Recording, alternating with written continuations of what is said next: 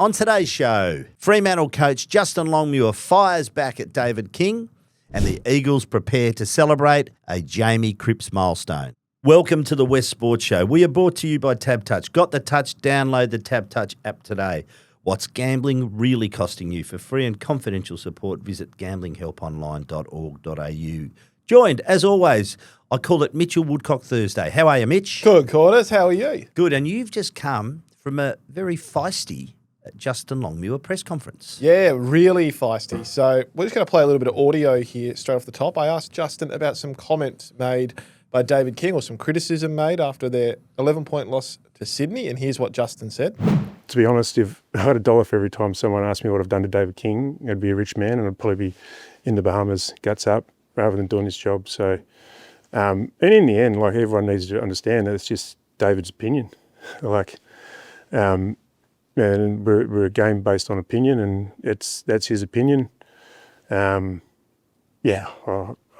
enough said about it, really. I don't want to be disrespectful towards anyone, but I don't think David's put together a game plan, put together a list, put together a culture. So, it's just an opinion, and that's what I take it as. Now let's put that into context, Quarters. This is a coach that lost by 11 points, 2 kicks, to the grand finalists at the weekend on their home deck after winning 6 in a row, and only sits a game and percentage outside of the top 4. Now, I'm with David King, who has basically said that Justin Longmuir is the most under pressure coach. I don't think he's the most under pressure coach, but I agree with his sentiment that if he doesn't make finals, he is under pressure. I have to agree with that because Fremantle came out at the start of this year and said enough is enough. We're basically a top 4 side and a premiership contender, just paraphrasing what they said. But the timing of this commentary is what's got me big time here, Quarters. How can you, after 6 wins in a row and then just 1 loss by 2 kicks, and they're only a game and percentage off top 4, all of a sudden be saying this? I know it's been a long-held narrative from David King, but to double down on a week after they've only lost by 2 kicks to Sydney, it's just extraordinary. And it's clearly rattled the cage at Fremantle. Well, simple solution to it, Mitch. Just go out there and beat Hawthorn on Saturday. Well, and I think it's what Justin probably wanted to talk about more. But look, and but seriously, if you claim a big scalp, now they've had some great wins on the road, Fremantle this year, so they've moved forward a bit. Beat a top scalp in Hawthorn. Hawthorn is now a top scalp, not top 4, but very much up there. That's a big statement. Look, I tend to agree as well. I think he's under a lot of pressure if they don't play finals this year. But 6 in a row, and if you look at the draw going forward, it's pretty tough. It is but very if they can tough. manufacture a win against Hawthorn, it's going to really help because Collingwood, the G, the Derby after that, Carlton at home, Port Adelaide away, Brisbane home, Western Bulldogs away. So depending on what happens with Port, I reckon they can. It's a bit of a 50-50 Saturday night Hawthorn. Collingwood will put down as a loss. Should win the Derby, should beat Carlton. Away Port Adelaide, let's see how Port's going. They're a bit up and down. Brisbane and the Dogs are going to be tough. Brisbane's here. They beat them here last year. The Dogs away, final round. Tough fixture. The finals might be riding on that and perhaps Justin's future. But the thing I'd say about David, he seems to be a bit of a serial offender when it comes to Justin Longmuir. Well, Mike, but he's the most under pressure coach in the AFL. Michael Voss is under a lot. Michael Voss might be under a little bit of Simon Goodwin. Mm-hmm. Voss is under more pressure than Goodwin, I think. Yeah, but Goodwin's under more pressure than Longmuir, if you ask me. And then I have to ask again, and probably people think I'm picking on Ross, but I find them dour and boring, St Kilda, and they're nowhere near playing finals, and they played finals a few years ago. Why isn't he under pressure at the moment as well? This is, I find this an extraordinary time to be bringing this up. And like I said to you, I'm all for Justin being under pressure. I have to agree to a certain extent, but the timing of these comments is very strange. Yeah, you're right about St Kilda and Ross Lyon. It's like having something in a slowly closing clamp watching that game last week, if you know what I'm saying. You just knew what was going to happen. Watching your team play against St Kilda, it's a rough ride, mate, because you know the game's going to come down to the lowest common denominator, and you'll just, if you can find a way to win, which Hawthorn did. But anyway, we're talking about Freo. Big game this week. Yeah, a massive game. And look, Justin even almost admitted, I suppose. He said, even he rides these sort of weeks. If we do win here, we go here. But like he said, he can't really explain that to the players because it doesn't work. What they need to talk about with the players is the process. And while that's boring stuff, I can see what they're doing, because if you put the pressure on this game, then you put the pressure on the players and you could implode, or you could get, week to week inconsistent results, which, to be fair, Freo in the last 2 months haven't had. They've actually been rather consistent, albeit in games a little bit inconsistent. But, the season's a marathon, not a sprint. So I kind of liked where Justin went with this. And I like Justin sticking up for himself too. Like, this is not just Justin sticking up for the football club. He's sticking up for himself. And in a week where we're talking about coaches in a big way with the Michael Voss stuff, which we'll get into in a second, I think it's fair game if he's going to be criticised for him to turn around and say, well, David hasn't done this, this and this. So I'm not really sure about what he's talking about. So 10 wins. How many wins do you need to play finals? I'm saying 14. Yeah, and I think 14, but this is extraordinary too, Quarters. This is the first time a club after 16 games has had at least 10 wins and been outside the top 8. It's a ridiculous season when you look at the season as a whole. The fact that the teams that are bad are so bad, the teams that are good are so good, that you could be 10 wins out of 16 games and be sitting outside the top 8. It's extraordinary. I think 14 to 15, I think if they can jag 6 of their remaining 7, which is highly unlikely, but if they could do it, they're a top 4 chance. But then, don't forget, Quarters, there is a lot of games in the next few weeks that are between the top 9 sides coming up. So it's not just what Freo do, it's what other teams do as well. Hawks have got a tough draw as well, yeah. So do the Bulldogs, and so do GWS. And then I reckon the one game that's going to make this really interesting, Quarters, is that Gold Coast Essendon game at the end of the season. It's going to be extraordinary. The delayed game. Yeah, so, it might even come down to out of Freo's hands. They might be sitting there waiting for Gold Coast and isn't Essendon. it funny how we were talking about it at the start of the year as this game could actually have a lot swinging on it. And it's potentially going to. It's going to be massive. Another Fremantle news, Sam Switkowski trained strongly. Good chance to return. Important to that team, Switkowski, as a mid-forward connector. 100%. And Hayden Young, back from that hamstring injury, will be back next week. Yeah, so next week, Waffle? Justin was open to everything. AFL, sub, Waffle. It'll be interesting to see. So I'm curious to see bringing him in through the Waffle. I think they might as well. But he looked really good, kicked on that right foot, which is the hamstring issue. He's obviously not a right footer, so he's trying to test it out and show. I think he's trying to show that he's ready to go. And I think if Hayden had his way, he'd be playing this weekend. Yeah. But I think Fremantle are taking an extra cautious approach, which is really mature of them. So I'm interested to see. What about yourself, Quarters? You were down at Mineral Resources Park at Andrew McQualter's press conference. What did he have to say? He was up and about. Elliot Yeo, it's a very short injury list. Unfortunately, there's some good players on it. What was their top 3 from last year's Club Champion Award? Well, if you consider Jeremy McGovern's retired, Dom Sheed's retired, you've got Jake Waterman on that long-term injury list, Elliot Yeo now, and also Oscar Allen, so your 2 key forwards. Elliot Yeo, I'm just thinking he's not playing again this year. I mean, his language earlier in the week, do I squeeze one last bit out of the lemon, suggests to me he's not. Did some light work at training today, did not much at all on Tuesday, and that's coming off incrementally increasing his training load at every session. So Andrew McCall was asked about it today and said, look, it's been unfortunate. It's the same injury. It's not a new one. It just hasn't progressed. A bit of a setback last week and hasn't progressed enough. So we're going to have another look at it, how we're rehabbing it, what it is. And look, we'd love to get some games in before the end of the year. But my question is, Mitch, I always err on the side of you play them if they're available. But with Elliot Yeo, given his recent history, just rest him. Yeah, him. What are you going to gain? You won one game. You're going to finish on the bottom of the ladder most likely.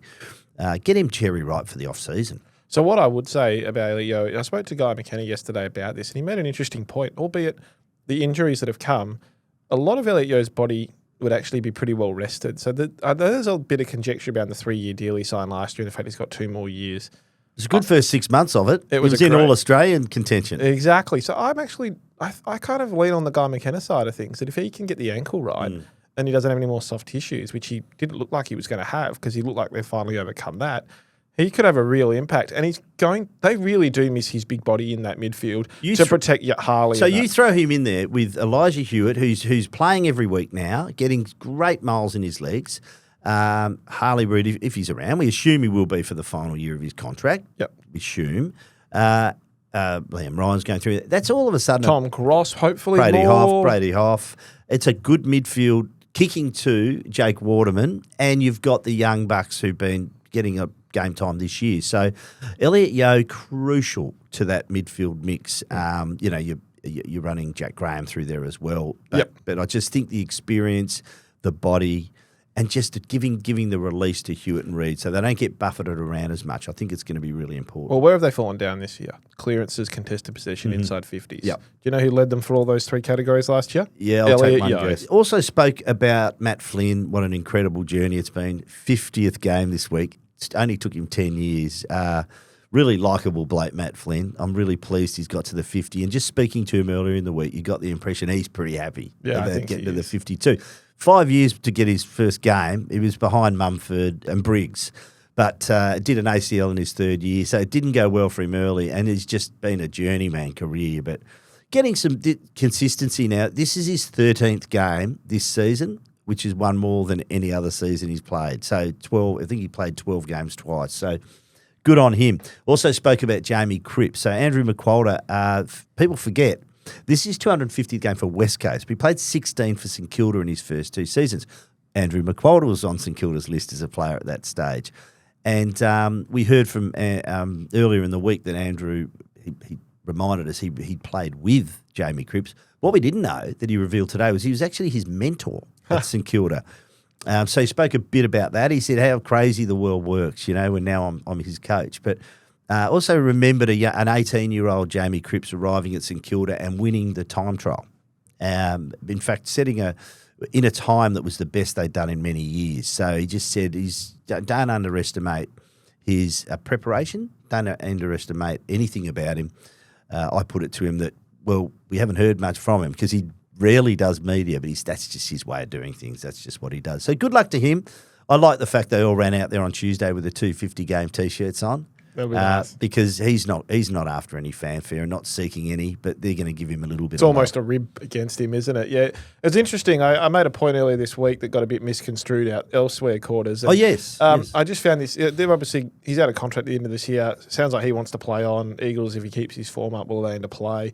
I wasn't saying he shouldn't play on quarters. I was just making the point in my column on Monday that I find it interesting the way the Eagles are structuring their list going forward. That there's quite a few small forwards. You bring Matt Owies in on a 3-year deal. That's 2 more years after this.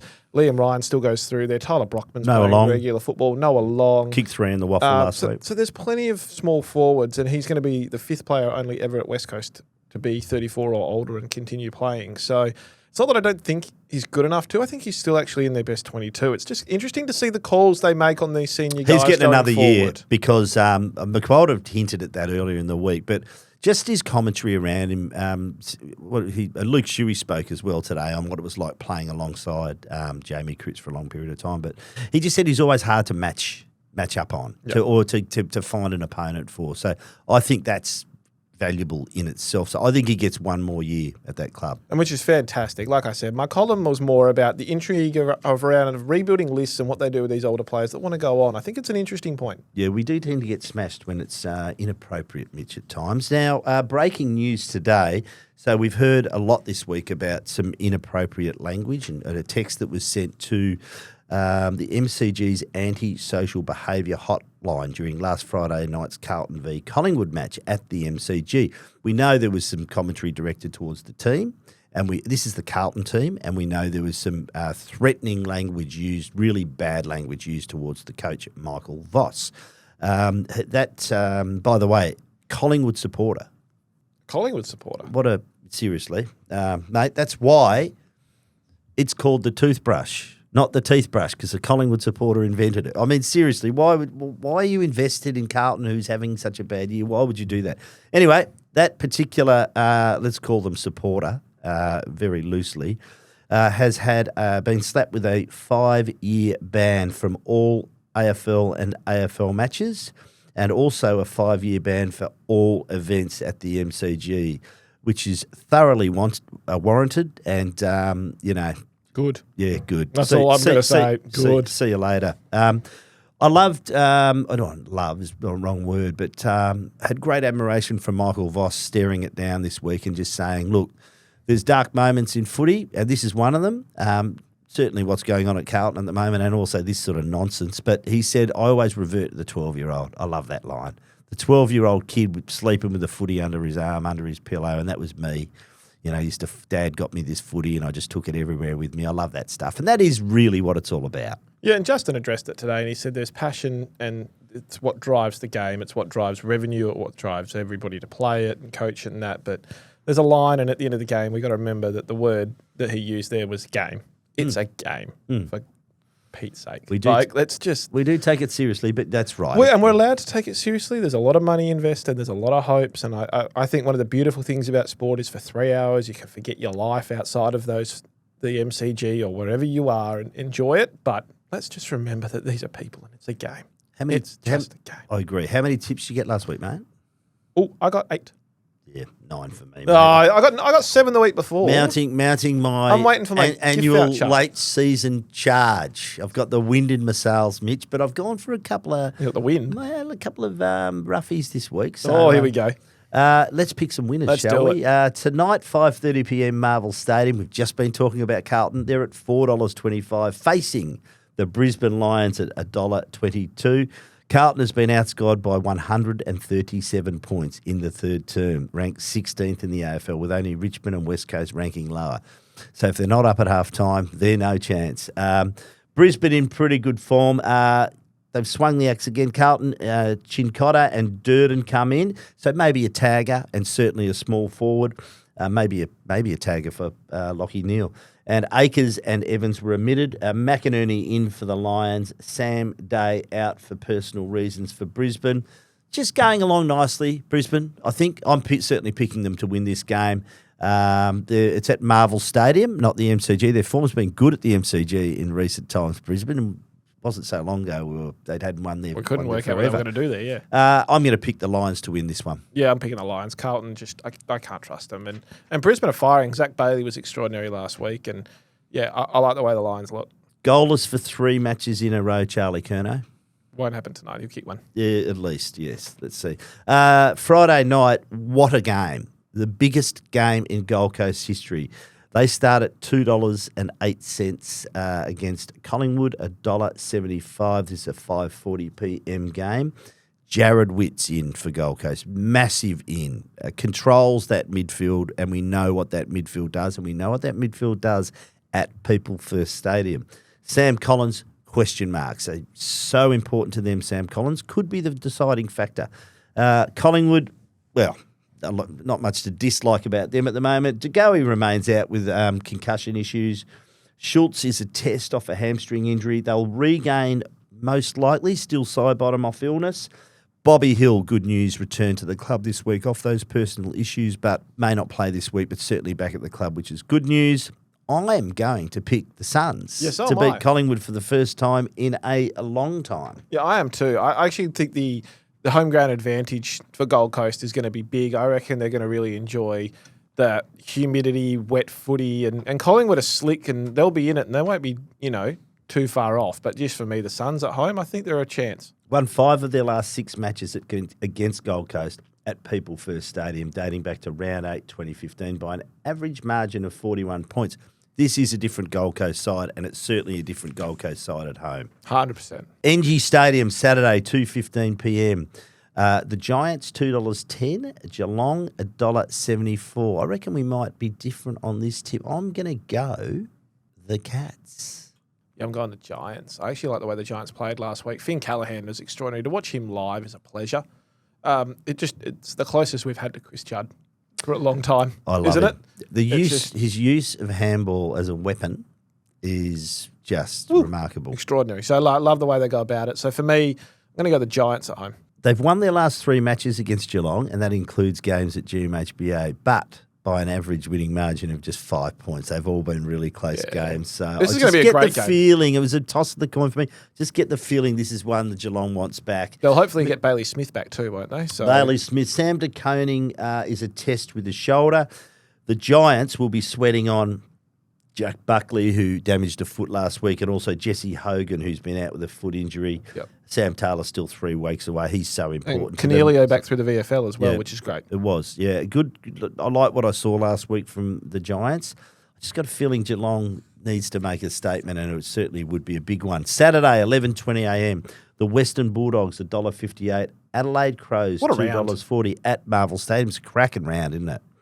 I am going to pick the Western Bulldogs, who also have a very short injury list. James Harms with illness is a chance to come back in. Adelaide have lost Rochelle with a posterior capsular tear, and Malira would be a chance to come back in for him. Lots to like about both teams, really. And Adelaide, I just think the home factor, Marvel Stadium, really hard to pick against the Dogs there. Yep. Good defence, Adelaide, very underrated defence, but who are you going to match up on Sam Darcy? Well, this is my point. I actually really like Adelaide's defence, but I think it's just a little undersized in general. And then you had Darcy, Norton, the fact Darcy, that Norton, and they can throw English forward. And you know what? If they really wanted to stretch them quarters, Rory Lobb. They can really stretch Adelaide this weekend. Well, what do you reckon they'll be doing? Yeah, they're going to Stretching Adelaide this weekend. Yeah, so I reckon the Dogs, just for that reason, I can think they can score a big score against the Crows. And that's nothing against the Crows, though. They're a great team and top four bound for me. Yeah, I agree with that. MCG Saturday, 5:30 p.m. Richmond, $2.95. Essendon, $1.40. It's a cracking round, and then you get to this game. I was going to say, sorry, is this the Nobody Cares Cup? Look, Is that unfair? I mean, No, Richmond's well- decimated by injury. Essendon is decimated by injury. These teams are going to look nothing like they look in round one next year. COD's coming for us.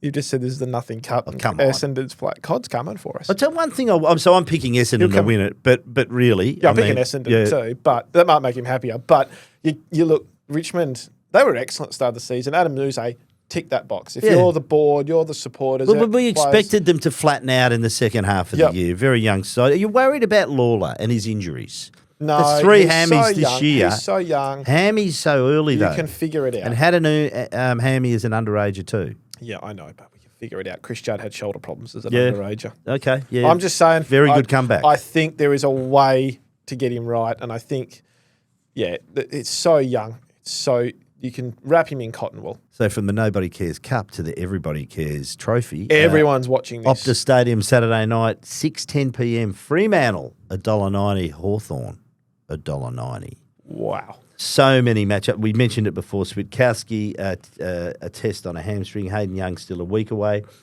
Good news for the Hawks. Will Day, 2 to 4 weeks away. He's going to make a big difference. But Are you seeing daylight? He won't be playing this week. Thank you. Very nice. Boom, boom. Mitch Lewis and Cal Shadir, be interesting to see when they come back into that team as well. Where do you play Blake Hardwick? Are you playing him Back. on Bolton? I'm playing him back on Bolton. I'm playing him on Bolton. I don't think Hawthorn goes a hard tag in this game. I think they go head-to-head. If they do, watch out though, because I reckon Caleb Sarong will be in a mood. I've just got Caleb Sarong coming out and blistering this game. I really do. And you know what? So you're picking Freo? I am. And and to be honest with you, I'm going to say this. If Caleb Sarong is as good as we all think he is, and Hawthorn don't tag he is him, as good as we think he and is. if He's just having a rough try. But Hawthorn don't tag him, you watch him. I reckon it's going to be 3 votes C Sarong for this game, and I reckon he'll lead Freo to a win. And I reckon it'll be a good win. I reckon 5 goals, and all of a sudden people will be looking at Freo like a different team. It's that catastrophisation that we do of footy week to week comes in, and they win 6 in a row and they lose 1. You watch what they do this week. Post-clearance pressure, Mitch, 192 by the Hawks in the defensive 50, ranked number 1, will play a big part in this game. I'm picking the Hawks to win this game. No happiness insurance? No happiness insurance this week. I think we're looking at a team that moves the ball relatively slowly against a team that moves it with lightning speed. That's going to be a really fascinating arm wrestle to watch. I just like the Hawthorn defence matchup against the Fremantle forward line. Yep. And I really like the way the Hawks move the ball from halfback. Transition game is really good. So I think Hawthorn can find a way. I hope it's going to be really close. I think it's going to be really close, so we'll wait and see. You watch Quarters rock up to Optus Stadium on Saturday night, the scarf, beanie, everything. Oh, no. Face No, half painted, brown and gold. No, I've done that before, Yeah, I have no doubt. 2013 grand final day when I was copying it all week, and I just thought the greatest statement I could make after the game was to paint my face, which I did. Didn't you have to go for a walk, though, at one stage? No, that was the preliminary final day, mate. Anyway, let's just hope it's a great game by two teams. I expect to both be playing finals this year. I hope There they're you both playing finals this year. Sunday, 11:10 a.m. MCG, Melbourne, $1.22. North Melbourne, $4.30. It's not the new No One Cares Cup. No, But because it's barely anyone cares cup. well, I reckon someone will care, and I reckon it's Simon Goodwin because I'm going to tip Melbourne. But if they lose this, I'm tipping Melbourne too. but I tell you what, if they lose this, the pressure is going to be monumental on that man. I just their forward connection is shocking, and they've got the three superstar midfielders. I think they need to look at the squad. I think they need some. Well, clearly they need key forwards. That's not going to be. They need to blow it up and rebuild. I wouldn't blow it up. I think there's enough talent. I'd there. be moving on one, if not two, of Petrarca or Oliver. Nick Larkey under a cloud with a knee injury. We're not sure what's happening with Jack Darling with that groin injury, so that'll be a factor there. But we're both going the D's. Marvel on Sunday at $1:20 p.m. St Kilda $2.40. Sydney $1.57. A couple of outs for the Swans. Papley hamstring 2 to 3 weeks. Joel Amadi with a groin injury. Good win against Freo last week by Sydney. It was a close game, but they're getting back to some of their the old bloodstained Angels traits. Yeah, I love the way Sydney go about it when they're up and about. Papley's a massive out. How big has Errol Goulden been to them? He's huge. Well, and it allows Isaac Heasey to go Heaney to go forward. So are we really shocked though? Like he was one of the best players in the AFL, and everyone was on Dean Cox, and rightfully so. They weren't performing. Bit of scars, grand final, transition, slightly new game plan. But you add Goulden into any side, or a player, of Goulden's calibre into any side, and you've got an instant match winner. So yeah, look, Sydney should win this. And I hope they really break St Kilda open and break that defence and make it an entertaining game, because St Kilda will try and shut this down because they don't have the midfielders to run with Warner, Goulden and Heaney. They don't. So they're going to make it a contested ball game. So who does Windhager go to? Does he go to Nick Blakey? A bit of a different role, given that Sydney scored 75 points off the back of Blakey's intercepts this season, ranked first and the club and 9th in the AFL. So important. Probably. It wouldn't shock me. It wouldn't also shock me if they don't tag like they didn't against Freo. And what about James? Do that shutdown role. Flip it, James Jordan onto Nasiah Wanganeen-Malera. Well, that'll happen. If there's any reason to watch St Kilda. What's a player? 41 possessions against the Hawks last week, 1,050 metres gained, I think. There's two reasons to watch St Kilda at the moment. It's Taru and Nasiah Wanganeen-Malera. Yeah, they're excellent. Talk about Taru in a minute, but we're both going for the Swannies? 100%. Indeed. Last game of the round.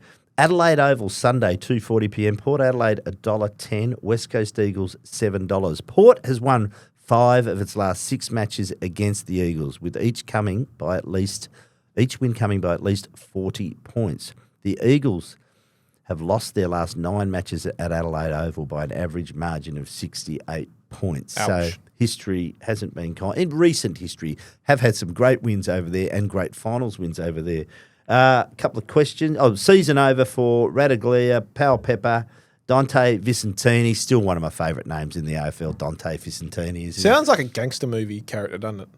Oh, yeah, absolutely. What's wrong? Dante's coming. Yeah. Dante Vicentini. Oh, money. Yeah, with the Prohibition era, Owns a laundry mat and money laundering. I don't know. So who comes back? Ollie Lord or Finn Layson, perhaps? The question is, who minds one of the form forwards of the competition in Mitch Georgiades? Is it a Harry Edwards or is it Sandy Brock or is it someone else? I think it's probably Sandy Brock. Wouldn't shock me if Ruben Jinby gets a go, but I just think the athleticism probably matches better with Brock. So, jeez, Jinby has been very good, tall, small, medium. I love the way Jinby's He's a good plan B. If he doesn't start on him, he's a good plan B. 100%. I'm going Port Adelaide in this game, Quarters, but what I will say is... So am I. West Coast are a good shout. Their inconsistency as well will help them here, believe it or not, because people won't expect them to go over there and do much damage. So, yeah, expect them to be right up and about in this game, but Port Adelaide just at the moment. Mitch, it's time for the Thirsty Camel mailbag. This week's special Carlton Dry 3.5% cans for Camel Club member price is $52.99 a block. Join up or in-store or online today. This week, as always, we give away a $50 digital voucher thanks to Thirsty Camel. Get your questions in for next week to TheWestSport at wanews.com.au. Please include your mobile number at the bottom of your email as we'll send you a digital voucher if you are a weekly winner. Mitch, this one from Paul from Doubleview.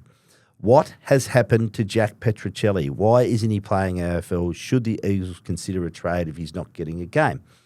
Well, he's had a shoulder and hamstring injuries this year. Yep. Only played the one game off the back of 16 last year. But I would have thought with his pace, he would have suited Andrew McQualter's game style. Yeah, and I think that'll tell you everything you need to know probably about Jack Petricelli and where he's at. So he was the sub in round 2 against Brisbane from memory, and he did travel for the Collingwood game and was the emergency. So I think he's bordering on selection, but I don't know if he's part of that future plans. I think if you guys have leapt him in terms of a trade, he's out of contract at the end of this year and not getting a game. Somewhere. Yeah. So he probably walks somewhere. You can't really expect to trade for a player. You're picking him up if you're another club and he's not wanted at the Eagles. I am. Well, he's got something that you can't teach. Pace. Yeah. And it's such a and rare some thing. experience. But it's such a rare thing to have pace. So it wouldn't shock me if, you got pace? Were you a powerful runner? No, God, no. I was a long distance runner, so no pace for me. I was no. Had a good leap, endurance, but small hands. Yeah, it's the small hands cost you 350 AFL games. 300. Don't exaggerate. Oh, sorry. 300. Cost you 300 AFL 300.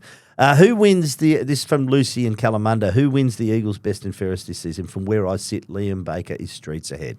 Well, I'm not saying streets ahead, but I reckon he's ahead. Yeah, Liam Baker from probably a Ruben Ginby. Jack Graham will poll well. Ryan Marrick's been really consistent. He'll poll high. Yep. Liam Duggan will poll votes because he's an accumulator, averaging 20 off 16 games from half back, sort of occasionally in the midfield.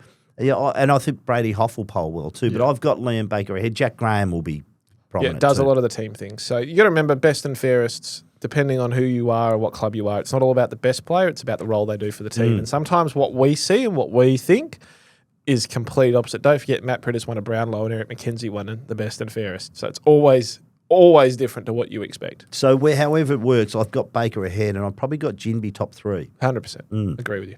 G'day, guys. With Sam Layla now injured and not playing this year, surely Murphy Reid is the front runner for the AFL Rising Star.